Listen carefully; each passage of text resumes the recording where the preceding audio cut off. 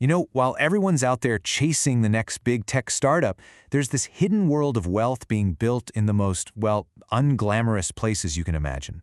Today, we're going to pull back the curtain on 6 ridiculously boring businesses that are quietly making people millionaires.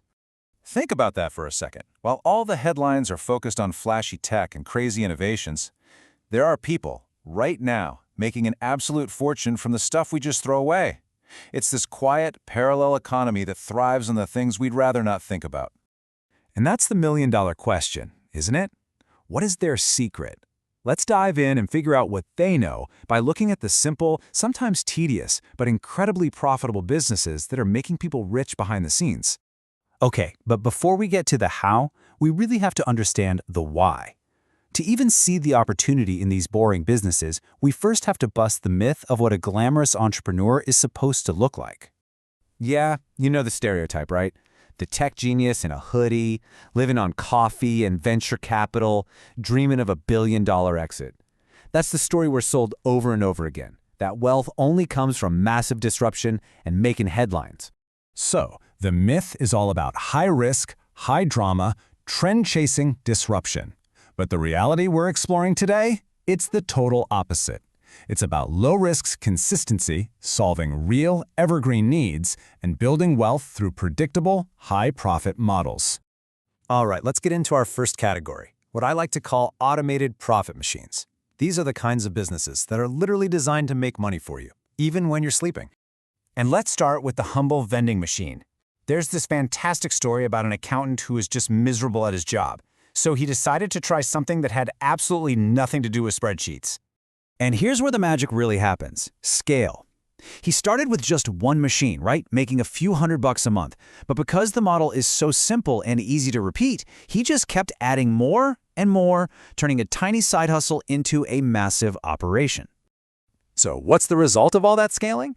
Today, that vending empire brings in $2.3 million a year. I mean, think about it. His machines don't call in sick, they don't need benefits, they just sit there day in and day out, predictably turning dollars into more dollars, 24/7. Okay, another automated classic is the laundromat.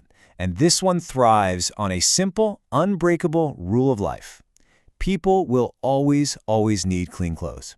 It's a fundamental, non-negotiable human need. This makes the business incredibly resilient. It just chugs along no matter what's happening in the wider economy.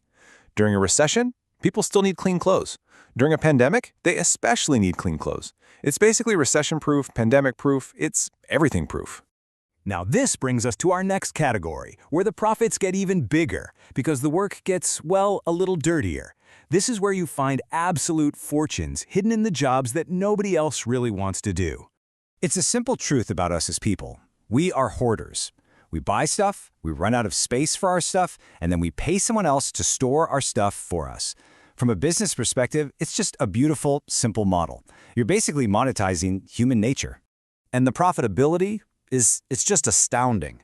A typical business might be lucky to keep 15 cents of profit for every dollar it makes.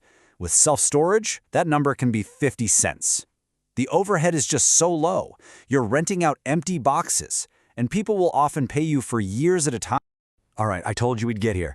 This quote, as blunt as it is, perfectly introduces our next business, portable toilet rentals. I mean, every single construction site, every outdoor festival, every marathon, they all need them. It's an absolute necessity. The profit margin here can hit a staggering 60%. There's one owner who actually started his business during a recession and now does $1.2 million a year in revenue. So yeah, it's literally the poop business, but the cash it generates is anything but dirty. So for our final category, we take this a step further. These are businesses where you profit not by creating a product at all, but by just being the ultimate middleman. You're selling space and services.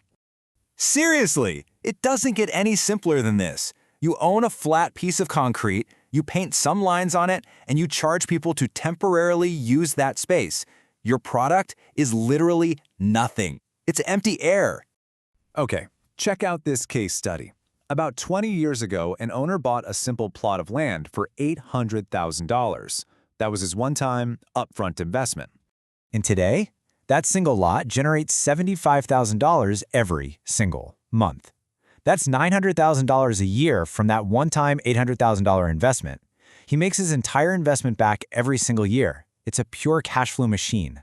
And our final example, property management, proves you can make real estate money without owning any property at all. You just handle all the headaches for the landlords. Collecting rents, managing repairs, and you take a cut. And as the math here shows, managing 200 properties can easily turn into $30,000 a month in your pocket. So, what's the big takeaway here? What's the common thread that ties vending machines, portable toilets, and parking lots all together? The unifying principle is this: boring is beautiful, because boring is predictable. These businesses don't try to invent the future.